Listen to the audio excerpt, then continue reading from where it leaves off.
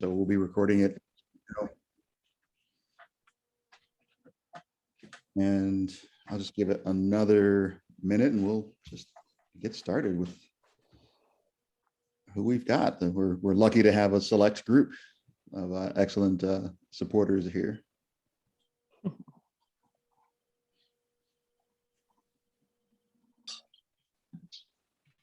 Looks like we might not be preaching to the choir, we might be preaching to the preachers. Right. I heard that one before, but that sounds about right.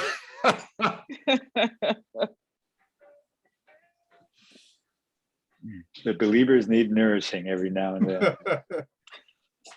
That's right. That's right. No, I definitely believe that, because that's sort of SAAFON right there, is that we have folks that are interested but don't feel connected and supported already. So it's not just about converting people, also just nourishing the people who are already in it. Okay, well, it's 20 after, so I just want to get us started, respect everyone's time. I appreciate everyone who's joined us, our panelists and those in the audience. So I'm Jahi Chappell. I'm the executive director of the Southeastern African American Farmers Organic Network, better known as SAAFON. Welcome to our second talk celebrating SAAFON's 15th anniversary. The first one last week, Growing the Legacy, was around Black Agrarian Revival in the rural South. This one, The Living Legacy of Cynthia Hayes, an intergenerational dialogue. I'm really excited to have and be able to share a conversation with one of SAAFON's co-founders, along with Cynthia Hayes, Dr. Baba Owusu Bandele, as well as some of our recipients and our partner, Kelsey Watson, who's with our partner organization, the National Sustainable Ag Coalition, in awarding the Cynthia Hayes Memorial Scholarship. And we're going to hear from some of the scholars as well tonight. So I'll have some more comments later, but I just want to pass it to Kelsey to introduce herself, and then I'll introduce each of the other speakers. Hey everyone, good to meet those of you, hopefully soon, that I don't know. My name is Kelsey Watson, my pronouns are she, her. I'm the Associate Director of Partnerships and Engagement with NSAC, the National Sustainable Agriculture Coalition. We very broadly are a coalition of folks who work across the country in federal food and agricultural policy advocacy work. And I have had the privilege of partnering with SAAFON over the last few years since my role here began, in awarding this scholarship honoring Ma Cynthia. So it's a real treat to be able to work with you, Jahi, and you, Baba Owusu, over the last few years, and I'm excited to chat with you all more.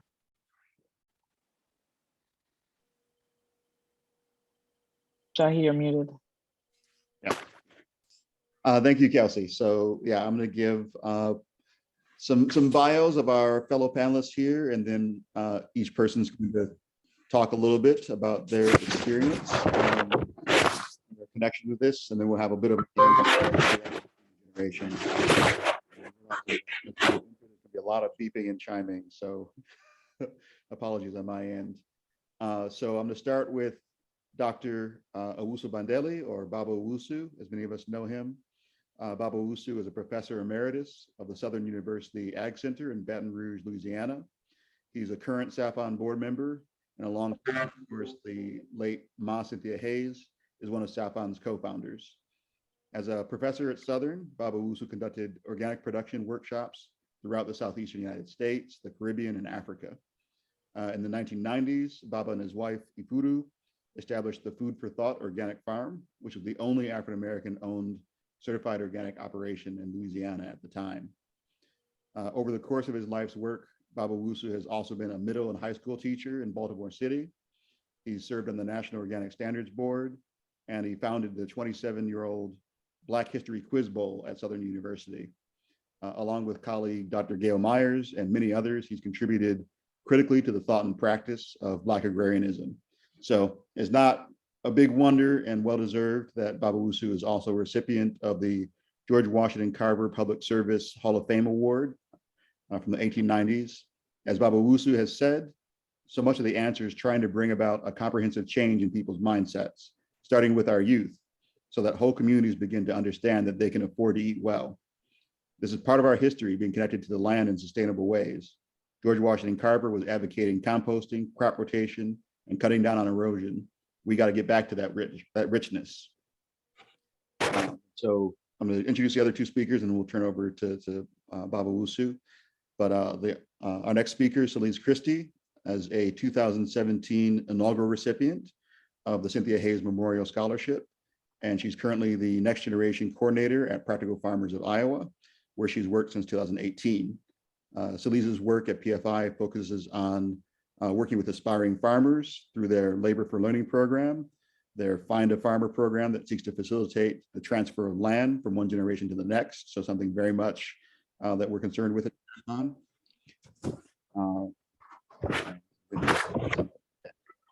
And their Latino outreach program. A native of Dallas, Texas, Celize obtained her bachelor's in animal science and global resource systems with a minor in Spanish from Iowa State University in 2016, and has worked on livestock production systems in Uganda, Rwanda, and of course, Iowa. She additionally has a master's of science in rural sociology and international agricultural development from Penn State, and is the board co-chair of the Women, Food, and Agriculture Network. Welcome, Celize. And last, but of course not least, we have Sy'Heim McRae, who's a 2021 recipient of the Cynthia Hayes Memorial Scholarship. He's currently studying for his bachelor's degree in agricultural extension and education services at Northern Carolina A&T. He's additionally a member of the National Member Relations, or is the National Member Relations Coordinator of the Students of Agronomy, Soils, and Environmental Sciences program, and a volunteer firefighter. He's a first-generation college student. He grew up in Bennettsville, South Carolina, where he noted in his scholarship application, there's a great amount of farmland, but less than 1% of it is owned by Black farmers. Sy'Heim has interned and worked closely with Mr. Charles Lucas, who's an organic fruit and vegetable grower and the only Black farmer in Montgomery County, North Carolina. So Sy'Heim's goal, as he expressed, is to have his own organic fruit and vegetable and aquaponic demonstration farm where he could work with community members to get firsthand experience with sustainable ag. So Sy'Heim in his application wrote, "I have a duty to influence more African Americans to pursue agricultural careers." So welcome, Sy'Heim. Thank you, all of you, for joining us. Really excited to have this conversation. So to open up, I'd like to turn over to you, Baba Owusu, to just share with us some of your journey, what brought you into focusing on agriculture and specifically Black sustainable agriculture, and maybe some about the beginning of SAAFON, how you and Ma Cynthia connected and started, what brought us here today. Okay, thank you. And I'm really pleased to meet some of the scholarship recipients. I can't recall a time when I actually had a chance to interact with them, even though I was on one of the original selection committees. But as far as my interest in agriculture, I guess the first part would be my interest in food. And I was born and raised in the housing project in Baltimore, Maryland, right near where Freddie Gray was assassinated. And during that time, as in my youth, we members of my family were fasting before fasting was fashionable, out of necessity. So I missed meals, coming up. I taught, as you pointed out, Jahi, I taught junior and then which it was called junior high, middle school, and high school in Baltimore. And my wife and I and some community folks set up an independent Black institution called the Timbuktu Education Center. And we brought in some of the top, a lot of scholars, Dr. Yosef Ben Yochanan, Haki Madhubuti came, he's a noted professor, an activist from Chicago. His brother named Jetsu Owusu from New York, who was one of the founding members of the East. And they all talked about the importance of skills and the importance of our folks reclaiming some of these skills, which we in fact had a background, but had gotten away from it to some point.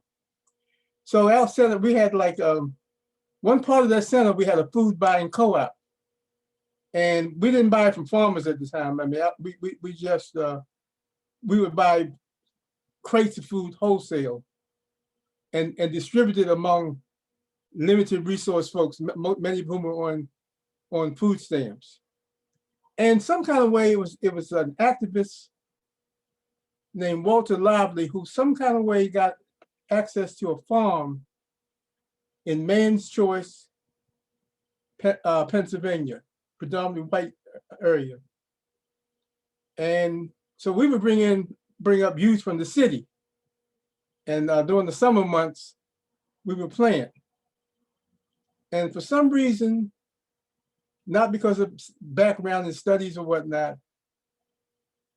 we felt that organic was the way to go. So even though we had very limited experience, that was our first venture, even though it wasn't that successful.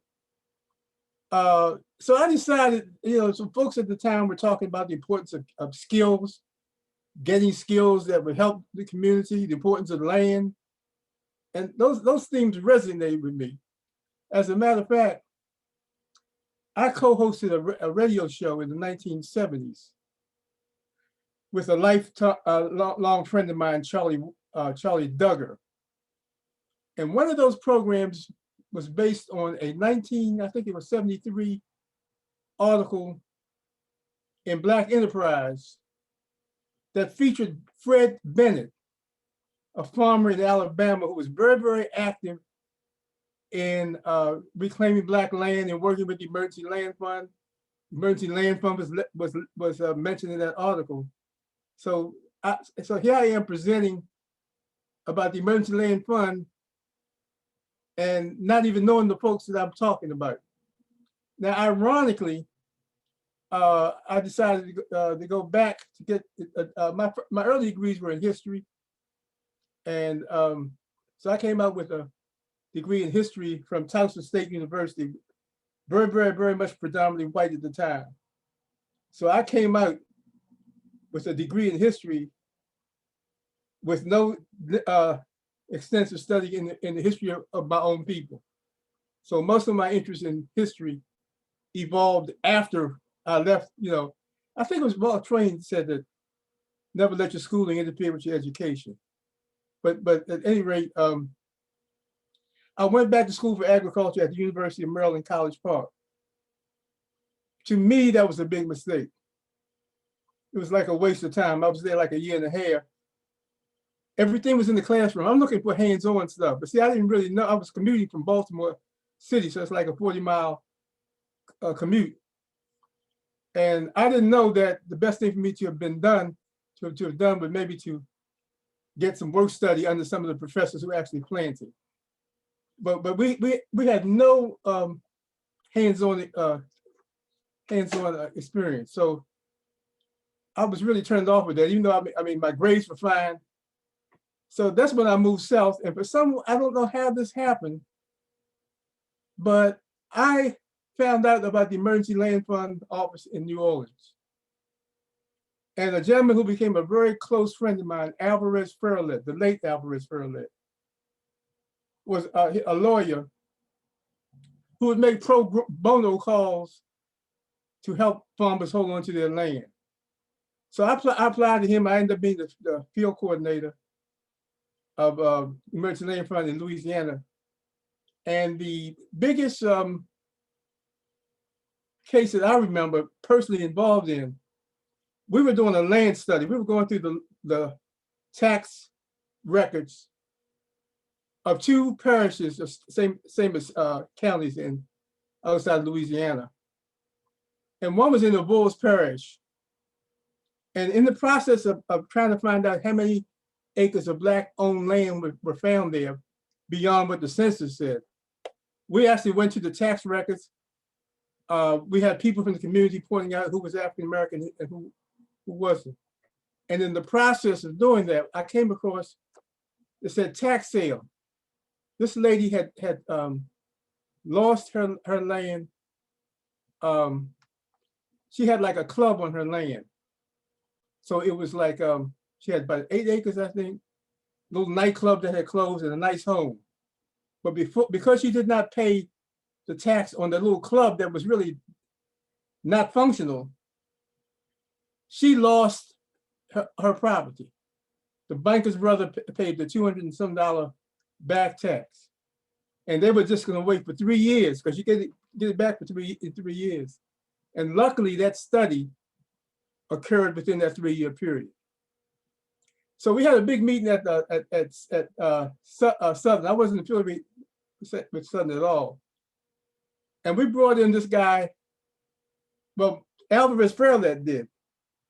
Said, Owusu, you got to hear Booker T. Watley. And you've got to make sure the farmers hear him as well. So Booker T. Watley came to in fact, he's noted for the Tuskegee Plan in Tuskegee. Farmers from all over the South adopted his plans, both black and white, moving away from cotton and soybean and into like vegetable crops and muscadine grapes, strawberries, and honeybees. He was a very practical person. And so I was just blown away with Watley. And then what happened shortly thereafter, the funds for the Emergency Land Fund dried up. So I didn't have a job. So I applied to Dr. Watley for a job. I thought maybe I could, with my limited knowledge, be a research associate or something like that. And he wrote back to me, yeah, I looked at your academic record. Yeah, you eligible for a scholarship. And at the time I had 3 daughters, 2 sons, and a nephew. And I wasn't going to take it. And my wife said, well, look, the job dried up. We're used to hard times. Go for it. And if my wife had not said that, I wouldn't have done that. And I was just blown away with the wisdom of Dr. Watley. I'm gonna give you 2 quick examples. One was, he pointed out that his grandfather told him it was time to plant cotton when the leaves on a pecan tree were about as big as a squirrel's ear. And that sounds like hocus pocus, but when I went to Louisiana, do you know some of the farmers in the northern part of Louisiana said the same thing? So never underestimate the knowledge of the farmers that we're working with. So, and the other part in the classroom, I got to share this with you quickly. One of my classmates, I think he was from Grenada, said, Dr. Watley, why aren't these farmers taking advantage of what's around them? They could be shipping to New York, they could be shipping to DC. And Watley said, I tell you, he said, that reminds me of a young man and a young lady. They were on a very romantic lake in a boat. And the young man said to the young lady, if I had the arms of an octopus, I would embrace you with every one. And the sister said, well, hell, you ain't using the 2 that you got. And he said, and Watley said, that's the same with a lot of the farmers. The farmers are not a lot of times using the things that are really close by with their farm. So I went, and that was an entirely different ballgame in Tuskegee. I was hands-on all the way. And of course, I had not planned on pursuing a PhD, but the folks at Southern, at Tuskegee encouraged me to do so. So I ended up going to North Carolina State. I was first African-American to receive a PhD in horticulture from there. And when I was there, they advised me, you don't want to go to 1862 now, that's 1890, there's nothing really important going on there. You need to go to one of 1862. So I said, all right, and then I applied to Southern University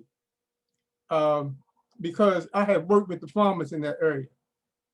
And so that's how I got involved with the organic. So that was my area of expertise at Southern. Now, Jahi, you mentioned the farm, the Food for Thought farm. And the main reason I did that was to encourage other growers to grow organically, because like the mindset down here in deep Louisiana, yeah, that stuff might work in California and Florida. It ain't working down here. And the reason, because of the increased insect and disease pressure. So I wanted to show that it could be done. And again, my wife with no farming experience jumped right in. So we were certified. At that time, the state certified. Louisiana State did have a certification program, and it was intense. So we were certified. And I remember being at Tuskegee, I said, you know, this meeting was so important that every African-American farmer in Louisiana has come here, certified farmer has come here.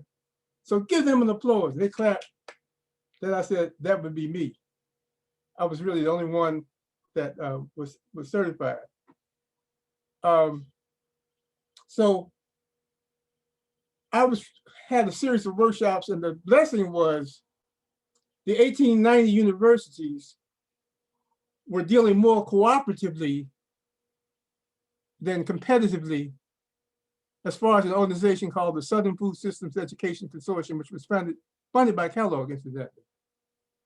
So instead of competing, we tried to come up with projects across state lines. And again, my area, organics, so I was able to reach out across state lines. I had training funds that would be available to farmers, not only in Louisiana, but throughout the South. And I don't know if any of you knew the late James Hill from Fort Valley. He was like the 1890 liaison for the SAAFON program.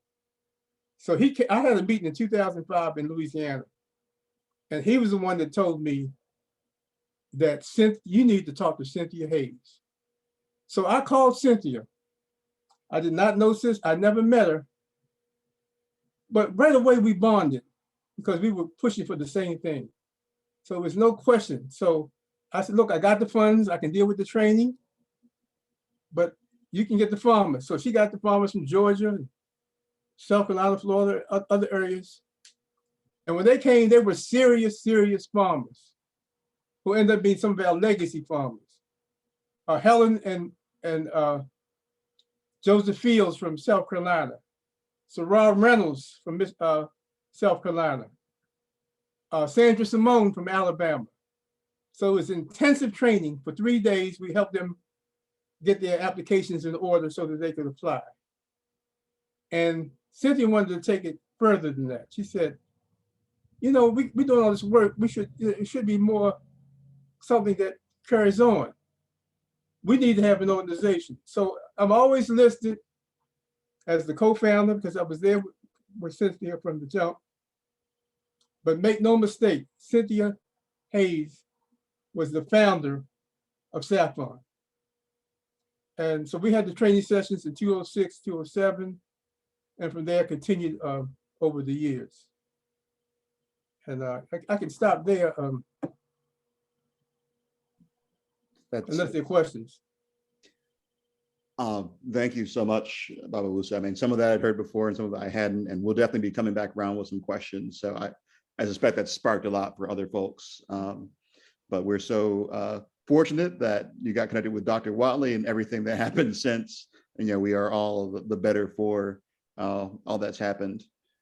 So I want to next turn the floor over to Celize to really share a little bit about her journey. So we've got, you know, SAAFON's co-founder, or as Baba Owusu said, someone who was present there with Ma Cynthia as it was founded, and one of our first recipients of the Cynthia Hayes Memorial Scholarship. So Celize, maybe you can talk a little bit about your journey in agriculture, the challenges and opportunities you see specifically for young Black folks in ag, and what receiving the Hayes Memorial Scholarship maybe meant for your journey.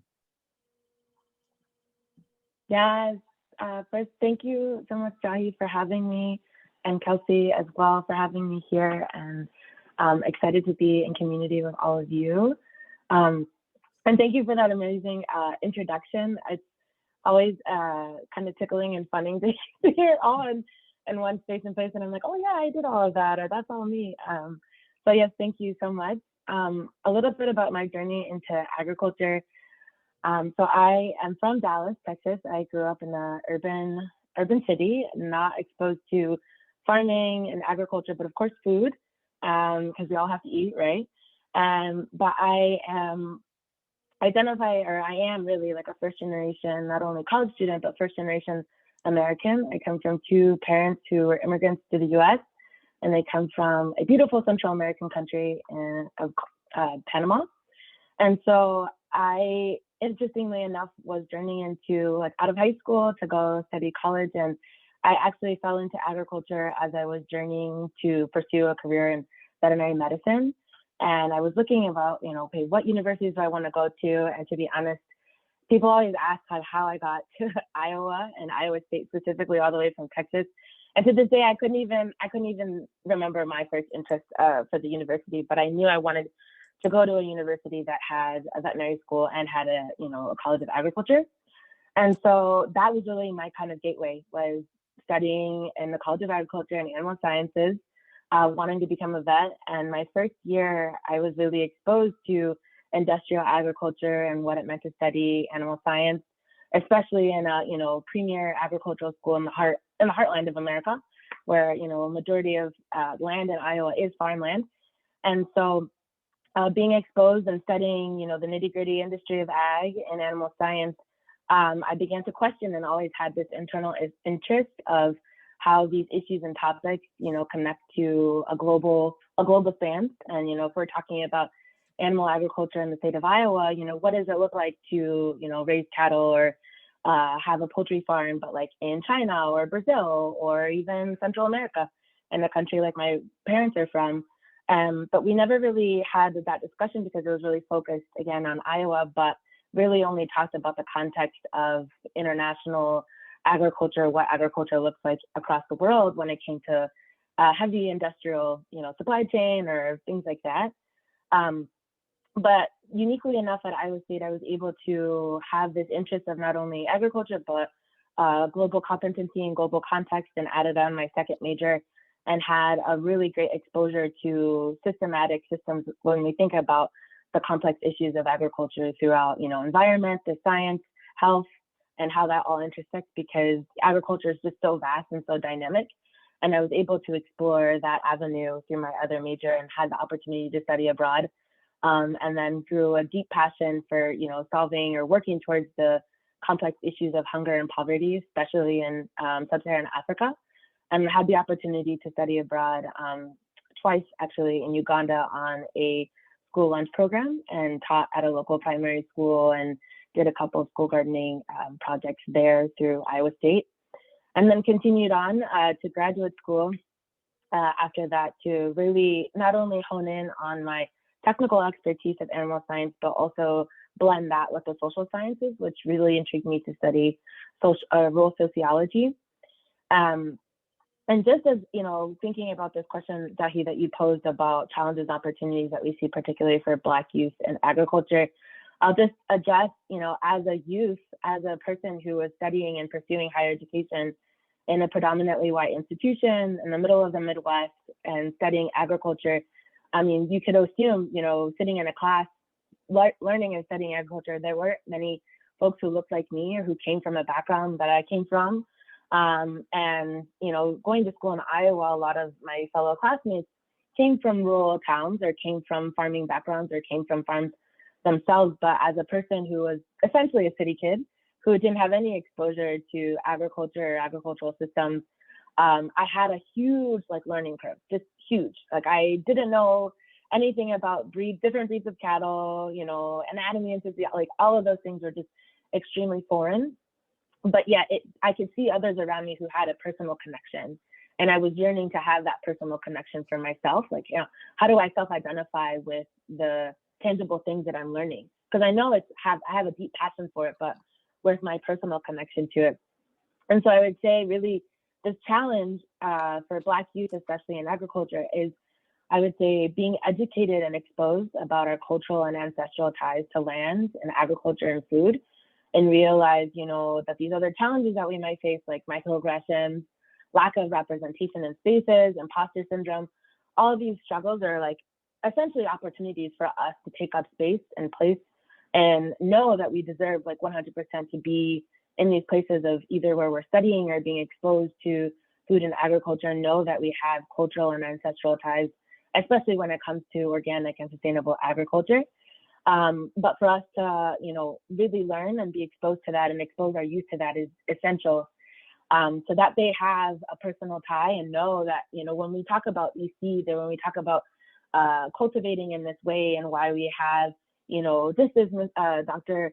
Owusu was sharing, how we know, okay, I need to plant this when this changes in the trees, or, when we see this sign that we know we need to do this, like all of those are cultural and ancestral ties that we don't have exposure to unless and until we learn about it. And I feel like that's really important for Black youth to know. So that way, whenever and wherever they are in the food and agricultural sectors, they know they have a deeper meaning to what they're learning and what they're passionate about.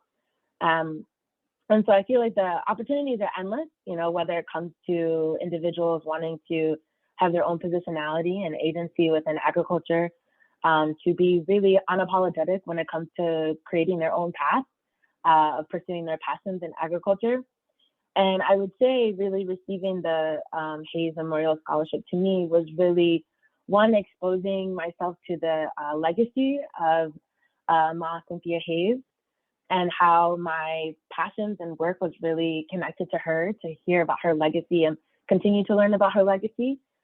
Because I've had, from her organizing from grassroots with Black farmers in the South, to working across the diaspora with Black farmers here in the US, to those in the Caribbean, like really knowing that I have those same passions coming from Caribbean roots and working within the African diaspora is like just really humbling to know that she has carried that legacy forward. And really the scholarship contributed to me and being able to conduct my master's thesis abroad. And not many graduate students were able to do research abroad or collect data in another country, let alone sub-Saharan Africa. And so I was able to use those funds to really catapult my work abroad in Rwanda and to do my work there. And then even now, as I continue on as a professional in the food and agriculture space, I'm really aspiring and hope to continue to carry on Ma Cynthia Hayes' legacy and my work, to continue advocating and taking up that space and really essentially just being unapologetic about it, because it's about to be 2022 and none of us have time to waste. So really just being unapologetic in the identities that I carry and the cultural and ancestral ties that I carry, and really never forgetting that. So yes, I'll stop there and pass it back to you, Jahi. Thank you, Celize.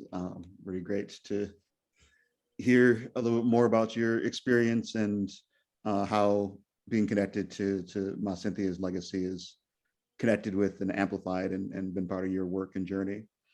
So next I want to give Cy'Heim some time to talk about your experience, what your journey has been like so far, the connections you see to what you've heard about Ma Cynthia, and what your plans are for the future or hopes as a young Black man entering agriculture. Thank you so much. First off, it's an honor to be amongst you all today. We just go ahead and say that. So I just believe that God blesses you so that you may be a blessing to someone else.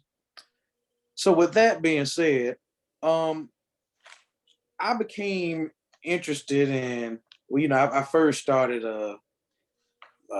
playing in the garden when I was younger at my great grandmother's house, where me and my mother lived for a while. Small house, small yard, but I found a way to make a garden. And from then I had kept it up until me and my mother moved. We moved and we got this apartment, so I wasn't quite able to maintain it how I wanted to. So of course I went to high school and I began to, get interested in the agriculture program at my high school. So I took many horticulture classes and everything. So that made me even more embedded in to agriculture. So while I was taking those classes, I participated in competitions and went to many workshops and whatnot. I got to meet people and got some connections that I will forever be grateful for. And, I still, can call them up sometime and, anyway. So, as you mentioned earlier, my major is agriculture education. So the reason I chose agriculture education is so I could inspire young minorities to go into the field of agriculture. My bad. So that's been a little snippet of my journey so far. But my journey's been full of learning, and I hope it continues to go that way. Because when I was growing in my grandmother's yard, I used to think that I was the master of, I knew everything, but, I got out into the real world, and now I know that I don't know as much as I thought I knew. So, but as I read, when I was applying for the scholarship back a few months ago, the type of woman that my Cynthia Hayes was, and what it looked like, and from what I gathered, is that she fought, and she fought hard, and she advocated for Black farmers, for farmers who really who could speak up for themselves, but who I guess really didn't know how, and she connected them in a way. So what my future plans includes, of course, is to, as I'm teaching, to, bring up the fact of, or introduce to my small town community education in agriculture, because there are a lot of folk around here who have little or to no knowledge of, where a tomato even comes from. So hoping to change that perspective within the next few years. And so for my future, being a young Black man entering the field of agriculture. So I worked under Farmer Charles Lucas, who's a small Black farmer in Montgomery County. I think to be specific, it's called Jackson Springs, North Carolina. And I go there frequently, and I work with them, and I've learned some amazing things from them. I used to dream of having a farm, and I used to say, well, I want this. I used to want the newest of everything and all of that. But Mr. Lucas has a small tractor, some old equipment. So what I've learned, what he's taught me, is to be grateful for the little things, be grateful for the old things, because, you're not always gonna, and don't get discouraged, when you can't start off with the newest thing that John Deere has in stock or Case has. So be grateful for that. And so by me being young, he's instilling knowledge in me, and I mentioned to him, hopefully I'm able to buy his farm and keep it going, because he is one, and he says he's up in age, and he doesn't know, he said he know he has to leave this world, but he doesn't want his land to be sold, or he doesn't want his land to be given away to anyone. So what he wanted it to be donated to my school, North Carolina A&T, but they couldn't guarantee him that they wouldn't be able to sell it or anything.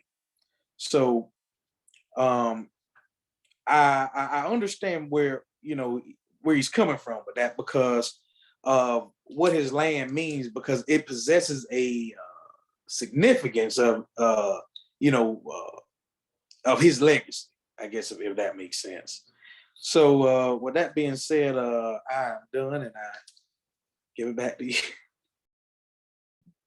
Thanks so much, Cy'Heim. I appreciate everything you shared, and it's exciting getting to know you a little bit better. I've had the privilege of having a couple of conversations with Celize and working closely with Kelsey over the past year, but great to have one of this year's honorees joining us. So thank you. So I want to turn it over next to Kelsey and just ask you to share some thoughts in terms of what you've seen, in terms of challenges and possibilities for Black sustainable agriculture, which experience has been in terms of helping with this joint venture with NSAC and SAAFON in the Hayes Memorial Scholarship, and anything else you'd like to share in terms of your thoughts around rising Black agrarians and the legacy of Ma Cynthia. Yeah, thank you, Jahi, and thank you, Celize and Sai and Baba Owusu. All of that was fantastic. And honestly, like my contributions and the things that I have to add are probably not much, as you've already said so many things. My experience working with this partnership over the last few years has been wonderful. And I mean, I think I'm on so many levels really appreciative that I've been trusted enough to like do some of this work in legacy of Ma Cynthia. And you know, I never knew her personally, and I've gotten to learn a lot about her by way of people who knew her and loved her over the last several years, and it becomes more of an honor every time I get to do this. And just before we got on this call today, actually, I had a chance to chat a little bit with Ricardo, who's here, and you know, probably has so much experience in these conversations as well, but was present during this really sort of epic, if you will, conversation that happened around equity and racial justice by a group of some of our food and ag leaders of color who have been doing this work for many decades, as it related to the National Sustainable Agriculture Coalition, which is where I work. And Ma Cynthia was there, and the former director of the organization that I work for was also there. And so that's sort of where this partnership came from. And it was a real treat to be able to hear a little bit more about that because, you know, although I get to do this work, I wasn't there. And so I really, it's just a real honor to hear more about this every time I get to speak with all of you. And I've learned so much from all of the people who apply for these scholarships and all of the people who are awarded these scholarships. Sai, you just illustrated some of the many reasons why we're so grateful we're able to do some of this work and some of the challenges that are presented to young Black farmers and Black farmers for generations, honestly. Celize was speaking about, you know, some of these like old, deeply held relationships with land that need to be reconciled and that may not always feel like the best things for young Black farmers or young Black folks entering this work. And that is certainly a real challenge. I come to this work by way of getting to having an opportunity as a young person to be like one of those little faces on the pamphlets when I was working with a nonprofit in my hometown who was doing food access work, which is funny. It's been quite a flip since then. So I've had an opportunity to be in this space for a long time, but it makes a big difference when you're able to see folks who you're represented in this space. And I don't think this was mentioned earlier, but one of our other partners in this work is Minorities in Agriculture, Natural Resources, and Related Sciences. And I was a member of theirs when I was in college, and I know Celize was as well. And Sai also. And it's a really wonderful, like massive network of people of color who are working in food and agriculture. And, you know, although I think Ma Cynthia's legacy is many things, it really is a privilege to be able to have this group of folks who are really dedicated to doing ag work specifically. And you have this network of people who you can kind of tap into. And I know that is something that kind of kept me afloat when I was like figuring out my long-term dreams of wanting to do food and farm stuff. There are so many things that I think that being able to award this scholarship is in honor of. And Sai illustrated another by when he was saying earlier about his experience working with the farmer in North Carolina. And, you know, we have this long-standing challenge of Black farmers and figuring out how they're able to leave their legacy of land in a way that is like sustaining this legacy of Black farmers on land. And, you know, that's a real challenge. So it's folks like you who were able to like work with and hopefully have an opportunity to help at least a little bit financially, because as we know, finances are also a massive burden and barrier to people obtaining land. So there are so many reasons why I think that this is wonderful, and I am hopeful in every way that it is an honor to Ma Cynthia, and I'm hoping that she would be proud and pleased with the work that we're doing today. Yeah, thanks, Jahi. Thank you so much, Kelsey. We've got such great, powerful people here. I don't want to take too much of the room, so I want to hear more from them, but just to, for a moment, just talk about, you know, I came into this work actually in two ways. Like one, just sort of through, you know, my my blood through what I ate, because my grandparents, on my mom's side, were returning farmers. My grandfather, Benjamin Franklin Brown, founded a farm, bought with some money that my grandma inherited from an uncle, bought a farm in Western Michigan, many decades ago, of course. And, obviously he didn't call it this, but what that was Black food sovereignty. He bought that farm because he wanted to be able to provide for his family, to know that no matter what happened with his employers, with the white folks that he was working for in a factory, that he had food security, food sovereignty. He could take care of his family, my mom and her siblings, my grandma, that they had, what now we call a diversified farming operation. I think at the time it was probably just called a farm. You actually had all the different things in there. They grew blueberries, but of course they had, chickens and vegetables and fruits. They had at certain points cattle. So, I grew up, going to that farm, definitely every summer and a couple of times during the year. We just had blueberries just forever. I thought fresh blueberries was nothing. And they're wonderful. But, I didn't know or think I was going to go into a career around agriculture. I just hadn't thought about it, I didn't have anything against it. But I went to school in conservation biology, and just seeing how connected that is with agroecology, with not just how much food we grow, but how we grow it, who gets to grow it, who's supported to grow it.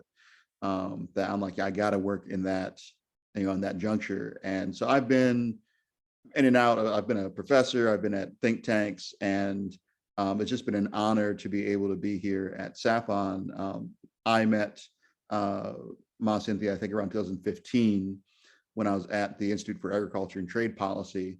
And we were trying to have this big national meeting and get like all these different stakeholders from like every part of ag to come in. And I tell this story often because I emailed her because I'd heard about her, I think from her James Beard Award. I said, oh, it'd be great to have SAAFON here. And I didn't hear back from her. I think I called her up and she said, well, I was going to talk to you. I'm not coming to your conference. Yours is a white organization in the Midwest, and I'm trying to talk to Black farmers in the South. And I don't see how your organization is going to help me talk to people I need to talk to. But this is nothing against you. This is about what I need to do. And I'm happy to talk to you. And along with my dear friend Jamila Sakira, Ma Cynthia is one of my two key mentors in working in Black agriculture. And she was one of those few people, like, you can think about your family and some close friends. Ma Cynthia was one of the people who, if she didn't hear from me for a couple of months, she called me and saw what I was up to. And I was at that time representing IATP in INSAC.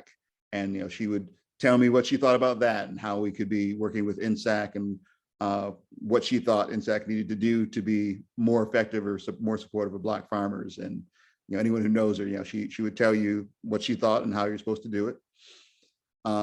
And she invited me then to a planning retreat in 2016 for SAAFON. And that's how I met Baba Owusu, met some of the legacy farmers in SAAFON, and a lot of other people. So I'll just close with, I think one of the things about Ma Cynthia's legacy is that intergenerational connection. She has, farmers, that now we call our legacy farmers, elder farmers.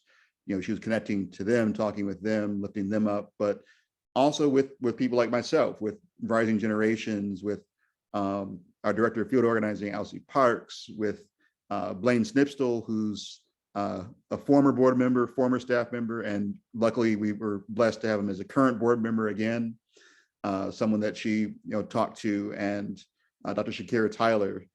Just that youth connection of getting more people involved and listening. And sometimes it got a little hot, but listening and exchanging ideas with the youth and really bringing them in, as partners, bringing us in as partners to think about how we can do this work of lifting up Black sustainable ag. So I'm so thankful to her for that mentorship and for bringing me to a place where I could support that legacy in this role.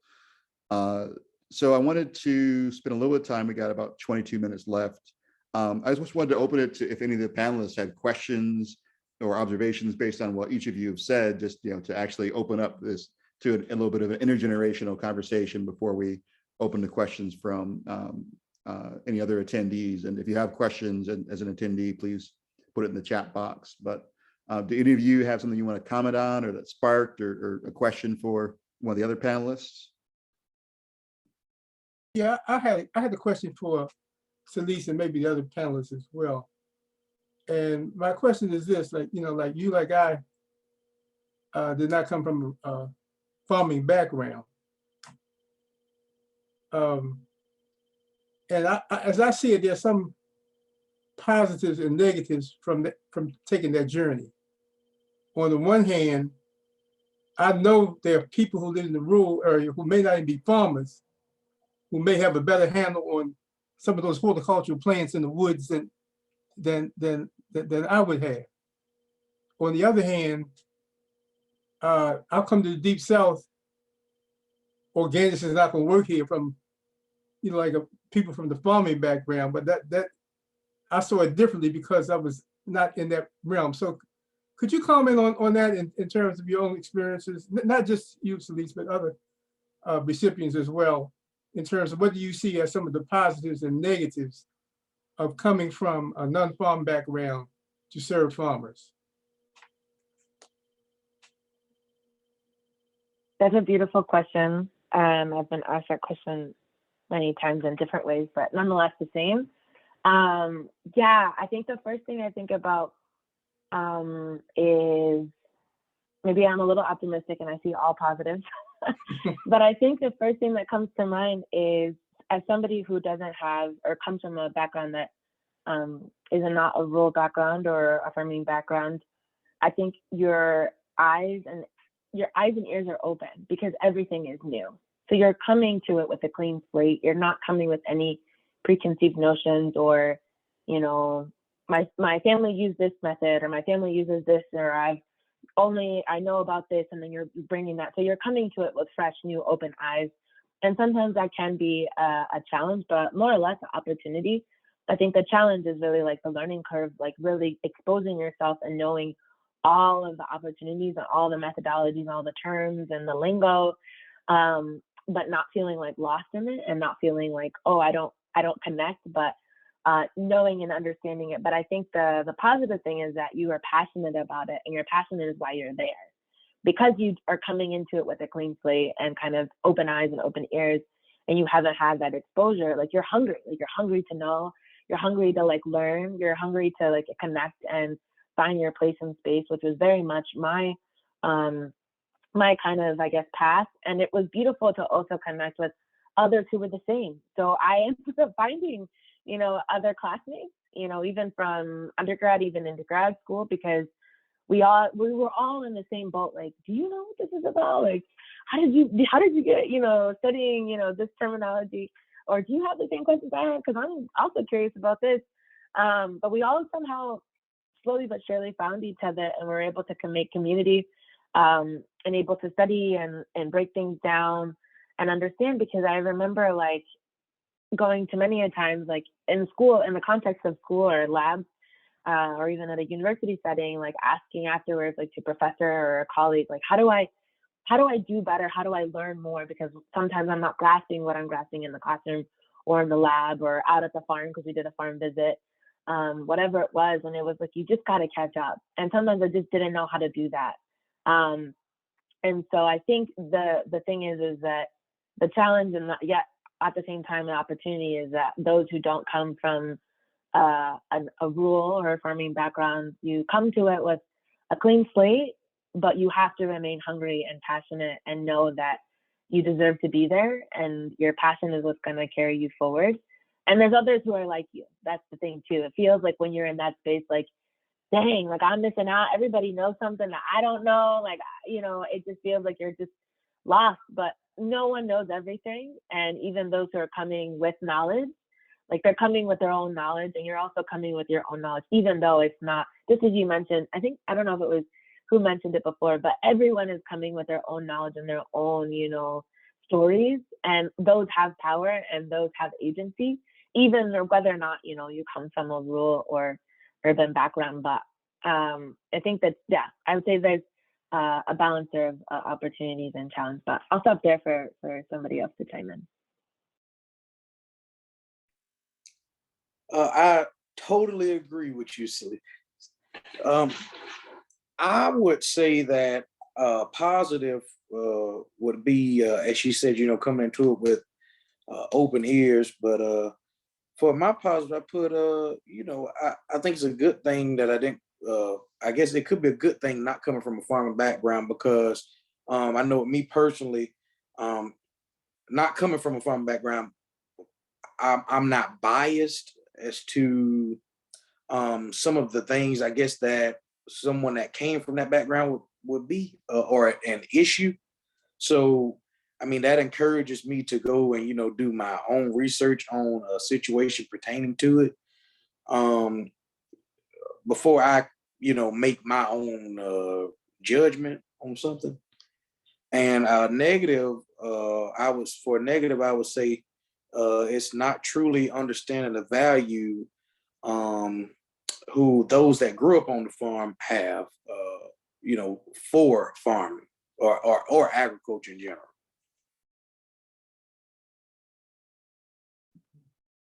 Absolutely. Kelsey, do you want to add anything, or you? You don't have to. I don't think so. No, I don't have anything groundbreaking to add. Both of you answered that perfectly. Yeah.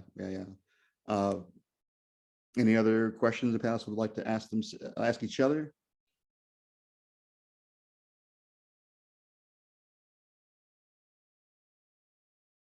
I mean, I want to. Oh, did you have some, Baba Owusu? I'll ask one more.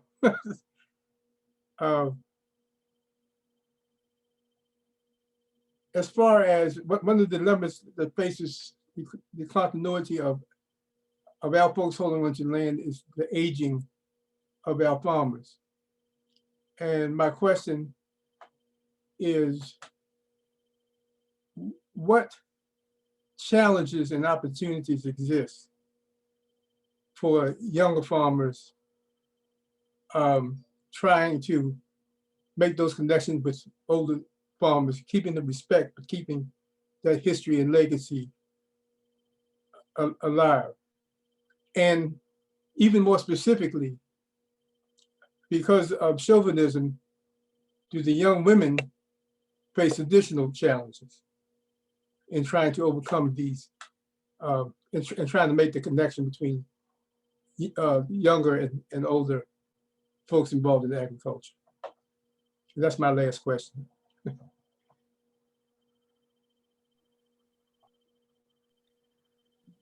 So, oh, go ahead. Go ahead. No.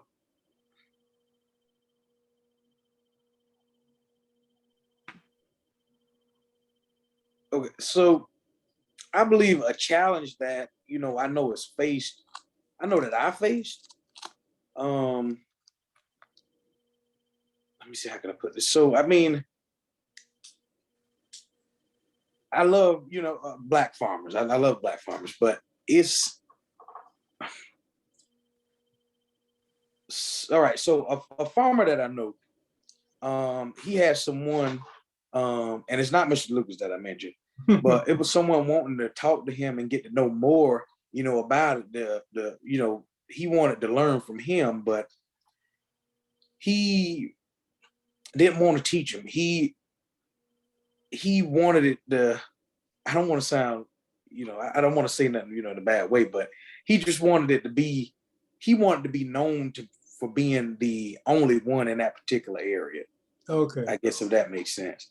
So I would say that would be a challenge, getting through to certain farmers, but another challenge would be acquiring land to farm on. Mm-hmm. Depending on what background or what your background is. And I would say, if I had to answer the question, for the second part of the question about females, if I'm correct. Mm-hmm. Can you mention the second part again?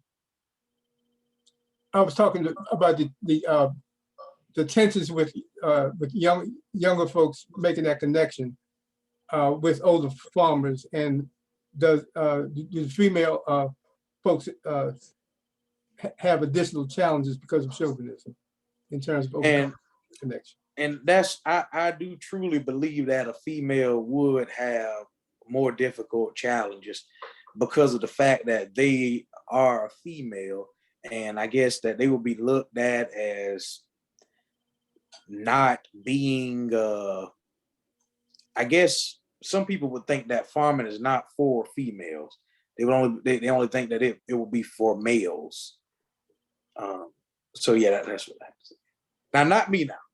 I don't think that, but you know, I was just saying. Yeah. Yeah, I can chime in. I think that so to answer the first half of your question, which are beautiful questions, by the way. The first half of your questions about like intergenerational kind of connection, I think 100% is important. And, you know, I think the main challenge is definitely it's land. I mean, that's the main thing. We always kind of come back to it. You know, whether somebody has the training and education and exposure, you know, to get hands-on farm training or be an intern on a farm or work side by side with the farmer, it always comes back to like, where can I, you know, do this and have sustainability to do it long term, whether that's, you know, through a lease, whether that's through direct purchasing. I think it all comes back down to that. And I think of some of the farmers that I work closely with here in Iowa that are Black farmers. Yes, they do exist, because I know that's always a question too. Like, oh, there's Black farmers in Iowa, and there's a handful, but they're here. And I think of one in particular. I'm actually finishing up writing a story on him, but his name is Nikoi Campbell, and lives in Cedar Rapids, Iowa. And he had a background in IT, like working in IT, and realized like that's not what he wanted to do, and had this really deep connection to farming from his grandmother and gardening and living off the land. And he actually participated in the program that Jahi mentioned, our Labor for Learning program that gives on-farm training. But when it comes to getting on-farm training, getting him exposed, and having not worked in agriculture or even farming at all, when it comes to him doing it on the farm, and then the farmers that he was working for were able to particularly give him, because he's really interested in livestock farming and he was working on a veggie farm, they made this arrangement where he could like rent an acre, and in like a barter system, he was growing about like 14 pigs, and then so he was able to rent an acre, and then he exchanged that rent for like 2 whole pigs that he gave back to the farmers. But that isn't a long-term solution. And when he was looking at it, like hearing from his experience, like he lived 40 miles away from this farm, and to raise livestock, like you need to be on the farm. And he was like realizing this different level of stress, like, you know, living far away and then having to maintain livestock. And then he knew he had about a 40-mile drive each way to like look over his hogs. It's just like, he's like, yeah, I can't do this. And he's like, well, then I need to, you know, buy my own farm. And I'm like, do you have the ability to do so? And I didn't want to get in the weeds of, you know, finances, but he's like, yeah, I'm literally starting from square one. Like I have 4 kids, all under the age of 10, and he's 29 years old, and he's trying to figure out how to farm on his own. And it's really difficult. And he's realizing that he has to basically get a job, you know, any type of job to get where he wants to be in terms of purchasing land and owning land. Because he's like, yeah, I was like, well, what about renting? Can't you get a lease? We can do that. And he's like, no. Like, I want to own it. Like, I don't want to worry about having to come 5 years later and then realize like I can't stay there. Or I put in all the investment into infrastructure trying to raise livestock because he wants to raise livestock, and then realize, you know, 5-10 years down the line, like somebody wants to sell. There's no security in that. And there's only security in ownership. And so I just say that where it's important to have these intergenerational connections to learn and teach across experiences and across stories, because it's all fine and dandy when we find the resources, but it's when we learn about people's experiences, about how they tapped into resources, how that worked or didn't work for them, how they navigated, you know, their pathways. That's really like the ultimate resource. And, you know, we can't find that on a link anywhere. We can't find it, you know, on a grant or, you know, loan application. We only find those in spaces like this where we can be able to share our stories and our experiences. And I'll just share on the latter half of your question about women farmers or those who identify as women and who want to pursue farming, there is, another barrier because of just the gendered component, where when we think of a farmer, stereotypically, not even just looking at race, just the vocation of farming itself is very, male presenting. And when we think about those who are women or identify as women and want to pursue farming, you have, just that like patriarchal and just like that male kind of identity of a farmer, how we're challenging that and realizing as human beings and as able-bodied people, or even those who are disabled and thinking about wanting to pursue this type of vocation, there's so many different challenges. But then, when we add the complexity of race and add the identity of race, that just makes the challenge even more complex. But I'll just say briefly, working and being a board member of the Women's Food and Agriculture Network, there are these spaces that are really empowering women and non-binary folks to really, again, identify and create space and place and agency when it comes to cultivating and nurturing the land and wanting to do so as a person who identifies as a woman or a non-binary person. Because just as I was saying earlier, like, how can we culturally and ancestrally connect to the land? Like, women and non-binary folks also are challenging and empowering ways for themselves to connect to the land and realize they have just as much as agency and place and space to cultivate and especially nurture the land in the ways that they want to. So yeah, I'll stop there.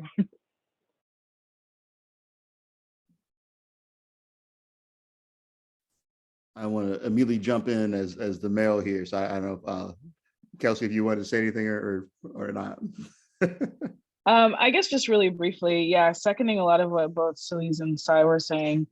And I think there's this very interesting thing that we often perceive as like a disconnect between like folks who are like farming in spaces that are traditionally farm, like adjacent rural spaces, to like this group of people who are often more like urban adjacent. And I think that like, I don't necessarily think it's a myth that there are like a lack of Black farmers or Black people who are interested in farming, but I think that this group of people is much more broad and accessible than I think, not necessarily accessible, but much larger than we may assume. I know a lot of young Black folks who are interested in farming. And so like there is this massive sort of barrier between people who are interested in it and people who already have land or have access to land. And that's a challenge that folks will face pretty consistently for some time, I imagine, and hopefully we're making moves to get past that soon. And there are a lot of organizations and folks who are already making some of those connections between Black farmers who have been doing this for generations and young Black people who want to get into farming, who may not necessarily have access to land. So there are certainly people who are doing that work. And I think there's something else that came to mind with your question around gender and farming, and also considering this like context of intergenerational farming conversation. Paula says that Paul is interested in farming, so there's somebody right there. I think that there can sometimes be a bit of disconnect and additional challenge presented to like folks who are of a younger generation and maybe and interacting with folks of like older generations who have been doing this work for some time, especially women and especially non-binary folks and especially queer women and trans women. And there are a lot of folks who like have these intersecting identities who are interested in farming and agriculture. And like a lot of times spaces that are occupied by older generations may not necessarily be the most like accepting or willing to engage in conversations with all of these things that also present additional barriers to people having access to resources. So I think there's a lot there and could be a much larger conversation, but I think that's an important thing to consider as well. We're out here wanting to have these conversations, and so I think it's great that this is a start. Go ahead, Jahi. I know you had things to say. I think it's just because you know me. So we're close to time, so I just want to encourage, again, any attendees, if you have any questions, to put in the chat, so we maybe have time for one last question. But I did want to say a little bit briefly to Baba Owusu's question, and I think we see both, part of the answer to both sides of it in SAAFON. I'm sure that he's aware of that in terms of the legacy elder strong women farmers that we have, from our board chair, Ms. Yvette Brown, our board treasurer, Cindy Ayers Elliott. We have the women in our network, Ursine Evans, Sarah Reynolds Green, Dorothy Barker, of course, people in the larger landscape, Ms. Shirley Sherrod, another board member, Sandra Simone. So we have, the strong representation of women doing this work, that, have that knowledge and are passing on that knowledge, as well as, the rising younger, Black women who are doing this work. I mean, we have two of them here who are doing different parts of their work. But of course, I mean, we have our SAAFON staff with Ozzie Parks, Whitney J, who runs a farm, Tammy Harris, we've got Shelby Johnson. These are strong Black women farmers who are also coming into it. And I think that there's been a lot of interesting and important thought is also around queer and non-gender conforming farmers. Civil Eats had a good piece about it a little bit back. But I think it's partly to SAAFON to continue helping make these links, because we have that richness already inside of us, and we have this legacy of strong leadership from a strong Black woman, from Cynthia. And so I've worked in a lot of different places. It feels to me like the South is a bit unique in having these strong Black women farmers. I mean, I know they exist everywhere. I'm not trying to say they don't exist in other parts of the United States, but in terms of the amount of representation, it seems like we got quite a few. And so I think that's really important part of what SAAFON has to contribute. And just As a matter of fact, Jahi, the first training sessions that we had were predominantly attended by women. The first training sessions that eventually led to SAAFON, mostly women. Yeah, Women absolutely. farmers. So I won't belabor it, but I think just another thing that I'm excited about that we've had some connections of and continuing to build it as well is just the other folks who are struggling around land access, around changing the way that we farm and who's able to farm, like the international movement, La Via Campesina, and they've done tons of work. And all the ones I've talked to would be for first to admit that they don't feel like they've accomplished what they need to, but tons of work on achieving closer to gender equality, on not amplifying the voice of women, but women having their own voice in the formations. And so I think the exchange and potential exchanges we can have with folks like that is a really powerful resource. So I do want to maybe just get one last quick question in here. We have one from the audience from Jasmine Hart, and she asks about Owusu, but I want to maybe rephrase this a little bit for everyone in terms of, how do you navigate being a Black person in predominantly white spaces in agriculture? She's asking about a PhD program. I'm sure the rest of you have your own experiences in being Black and predominantly white space. So maybe if each of you wanted to just say something quickly to that question as we close out. I know it's a good question. Yeah, and she asked specifically about the PhD program, so I could maybe talk to her more in detail about that later, but it was a challenge. There were times in which there was discrimination as far as the grading is concerned. And also the nurturing in the 1890s is entirely different from a predominantly white university. And not to be bragging, but because I was older, I did very, very well at NC State. I mean, at University of Maryland the first time around. No professor encouraged me to pursue further. So, I'm not going into a lot of detail, but I faced discrimination in both NC State and the University of Maryland, which I was able to overcome. But oftentimes, not just in the academic arena, but it was the same with my work with the National Organic Standards Board. Very, very few African Americans came to those meetings, so for numerous reasons, I mean, our numbers were lower anyway. But just like, I mean, that's no different than any other additional challenges that a Black person in America faces. Regardless of whether you're talking about farming, academics, sports, whatever the arena. It's always that extra burden that we have to overcome.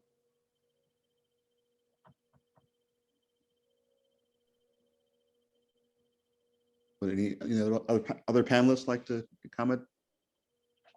Yeah, I'll just share briefly. Desmond, I was only in graduate school for my master's program, but I'll just share within those 2 years were a battle. But I will share, really one is like finding and creating your community. Like the first semester was absolutely the roughest, the most challenging, just trying to navigate a system and an institution all over again. But I would say, I think after the first semester, I got heavily involved, well, not heavily, but as much as I could get involved in and not get too overwhelmed with classes and everything, but immediately got involved in manners and realized there was a manners chapter at my graduate institution at Penn State. And even though the chapter was majority undergrad and there was a few graduate students, I kind of recruited some other graduate students that I came across and was like, y'all need to be in this organization. And it was beautiful to have both graduate students and a good chunk of undergraduate students as well.